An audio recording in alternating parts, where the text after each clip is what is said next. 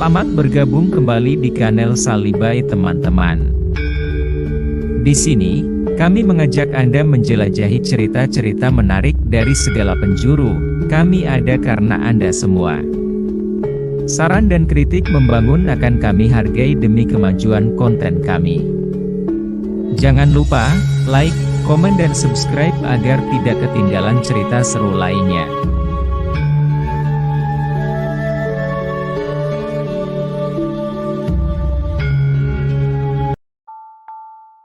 Pada zaman dahulu kala, kerajaan Belambangan dipimpin oleh Raja Menak-Sembuyung. Kerajaan yang semula tentram dan sejahtera itu tiba-tiba mendapat cobaan berupa wabah penyakit yang sangat aneh. Wabah itu tidak hanya menyerang rakyatnya, tetapi juga keluarga kerajaan, termasuk sang putri Dewi Sekardadu. Sudah beberapa hari putri Dewi Sekardadu terbaring sakit. Raja Menak-Sembuyung sangat sedih memikirkan nasib rakyat dan putrinya. Raja Menak-Sembuyung mengumpulkan para patih dan staf kerajaan untuk membicarakan masalah wabah tersebut. Tabib terbaik didatangkan dan diberi kesempatan untuk mengobati putri Dewi Sekardadu, tetapi tidak ada satupun yang berhasil. Raja Menak-Sembuyung akhirnya membuat keputusan mengadakan sayembara secara luas. Raja Menak-Sembuyung mengutus Patih Bajul Sengara untuk mendatangi Resi Kandabaya di pertapaannya sambil mengumumkan sayembara itu. Setelah berjalan beberapa hari, Patih Bajul Sengara sampai di pertapaan sang resi. Ia segera menceritakan maksud kedatangannya diutus sang raja. Sang resi kemudian bersemedi beberapa saat lamanya. Kemudian ia keluar dan mengatakan bahwa orang yang dapat menyembuhkan sang putri adalah seorang pertapa sakti dari Samudra Pasai bernama Syaikh Maulana Ishak. Setelah mendapat penjelasan tempat pertapaan Syaikh Maulana Ishak, Patih Bajul Sengara segera memohon diri untuk melanjutkan perjalanan ke tempat pertapaan Syaikh Maulana Ishak di Gunung Silayu. Bersama Patih Bajul Sengara, Syaikh Maulana Ishak kemudian berangkat menuju Keraton Belambangan.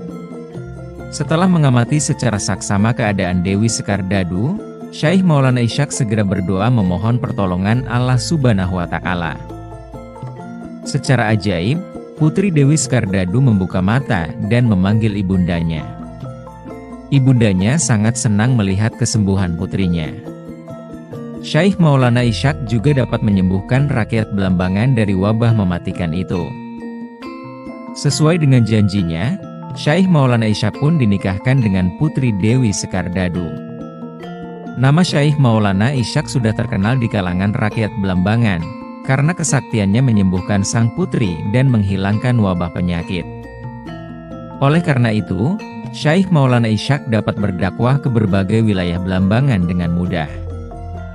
Satu persatu rakyat Belambangan menyatakan diri masuk Islam, berkat cara-cara berdakwah Syaikh Maulana Ishak yang simpatik.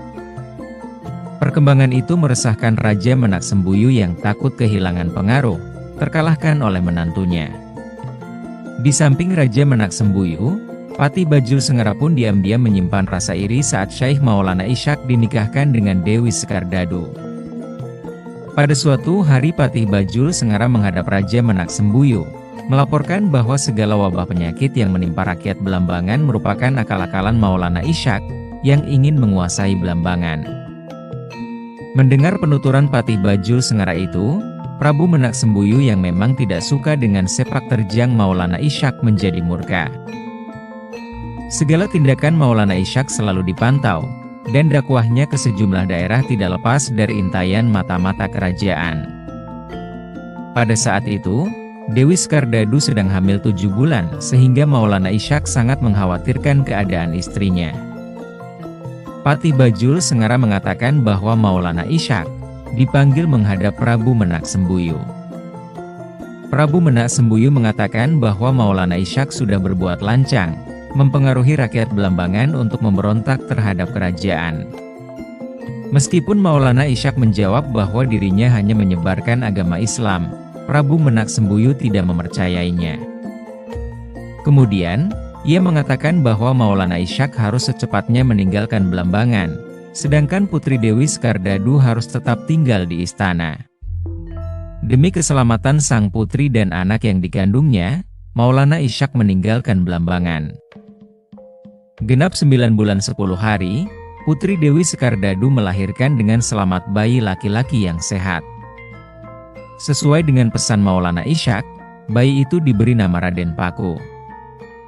Kelahiran anak Putri Dewi Sekardadu itu tidak mendapat sambutan yang baik dari keluarga istana, karena dianggap sebagai keturunan orang yang hendak memberontak terhadap Blambangan. Sang Prabu kemudian memanggil Patih Bajul Sengara untuk menghanyutkan bayi itu ke laut. Prabu Menak Sembuyu menyuruh Patih Bajul Sengara menjalankan tugas itu secara diam-diam. Pada suatu malam, ketika sang putri dan para dayangnya tertidur karena lelah, Patih Bajul Sengara diam-diam memasuki keputren dan mengambil Raden Paku dari kamar Dewi Sekardadu. Pada tengah malam itu, Patih Bajul Sengara memacu kereta kudanya ke arah laut. Ia segera mengeluarkan keranjang bayi dan diletakkan di atas kotak kayu, menyerupai perahu kecil kemudian dihanyutkan ke laut.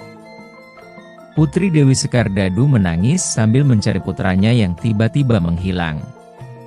Para dayang merasa bersalah karena tertidur dan tidak menjaga Raden Paku dengan baik. Setelah memastikan bahwa anaknya hilang, Dewi Sekardadu segera menghadap ayahandanya untuk menanyakan apa yang terjadi dengan putranya.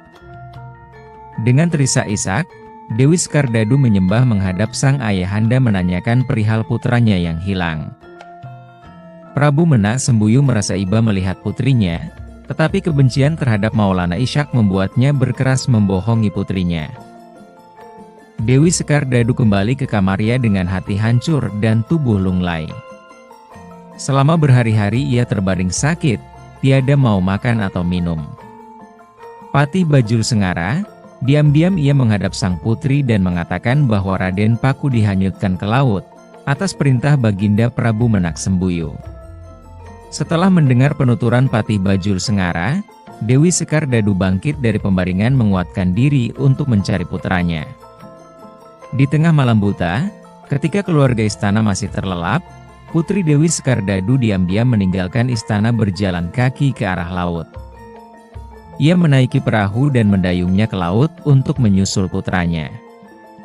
Berhari-hari sang putri terayun-ayun ombak di tengah laut seorang diri. Suatu siang, ia melihat ada daratan nun jauh di Cakrawala. Ia kembali bersemangat dan mengayuh perahu kecilnya dengan segenap tenaga untuk segera bertemu putranya. Sampailah ia di daratan yang merupakan sebuah perkampungan kecil nelayan. Ia kemudian berhenti. Para nelayan iba melihat keadaan Putri Sekardadu. Mereka merawat dan memberinya tempat tinggal karena yakin bahwa Putri Dewi Sekardadu bukan orang sembarangan. Setelah sembuh, Putri Dewi Sekardadu mulai berdakwah sambil terus mencari putranya.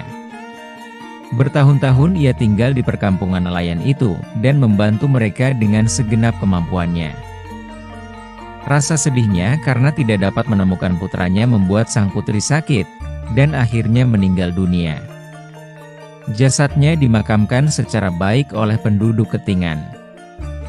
Untuk menghormatinya, warga setempat setiap tahun menyelenggarakan upacara nyadran yang berpusat di makam Dewi Sekardadu.